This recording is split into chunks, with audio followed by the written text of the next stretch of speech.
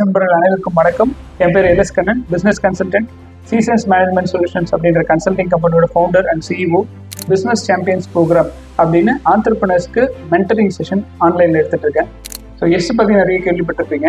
நிறைய ஆண்டர்பிரினர் சந்திக்கிற வாய்ப்பு எஸ் மூலமாக எனக்கு கிடைச்சது. அவங்க கிட்ட இருந்து நான் பார்க்குற ஒரு விஷயம் என்னன்னா, வாழ்க்கையின் மாற்றம் எஸ்ல இருந்து ஆரம்பிக்குது. எஸ்ஸுக்கு முன்னாடி வேற மாதிரி போயிட்டு இருந்தது, எஸ்ஸுக்கு வந்தப்புறம் பல மடங்கு முன்னேற்றத்துல போயிட்டு இருக்கு அப்படின்னு சொல்லுவாங்க. ஸோ அந்த மாதிரி ஒரு அமைப்புல நீங்க சேர்ந்திருக்கீங்க.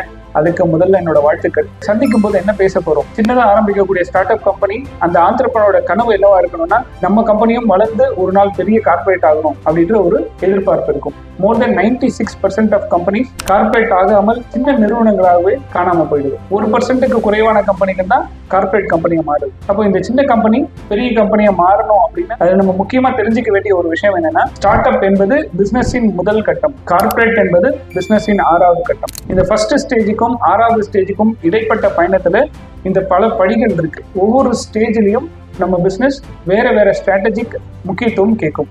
ஃபார் எக்ஸாம்பிள், நம்ம பிசினஸ் ஸ்டார்ட் அப் ஸ்டேஜில் இருந்தால் நம்ம வாடிக்கையாளருக்கு என்ன வேணும், அவங்களுக்கு என்ன வேல்யூ ப்ரொபோர்ஷன், அதை மட்டும் கவனம் செலுத்தினாலே பிசினஸ் தன்னால வளர்ந்துடும். தவறான ஸ்ட்ராட்டஜி நான் கையாளும் போது பிசினஸ் வளராமல் தேக்க நிலை அடைஞ்சது. அப்போ அது என்ன 6 stage, first stage, second stage, தேர்ட்னா என்ன 6 ஸ்டேஜ்ன்றது டீட்டெயிலாக பார்க்க போகிறோம்.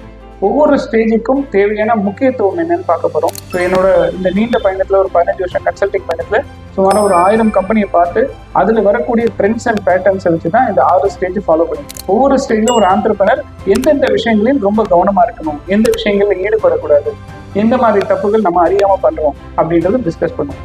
ஸோ இந்த ப்ரோக்ராமோட டைட்டில் பிஸ்னஸின் 6 லெவல், புரிஞ்சுக்கிட்டா வேற லெவல். நம்மளும் வேற லெவல் பிஸ்னஸுக்கு போனோம் அப்படின்னா இந்த 6 ஸ்டேஜ் என்னென்ன, நம்ம பிசினஸ் எந்த ஸ்டேஜ்ல இருக்கு, என்ன விஷயங்கள்ல ரொம்ப கவனமா இருக்கணும், எந்த விஷயங்கள் தவிர்க்கணும், இதை பத்தி தான் பேச போறோம். சந்திச்சு பேசலாமா? தேங்க்யூ.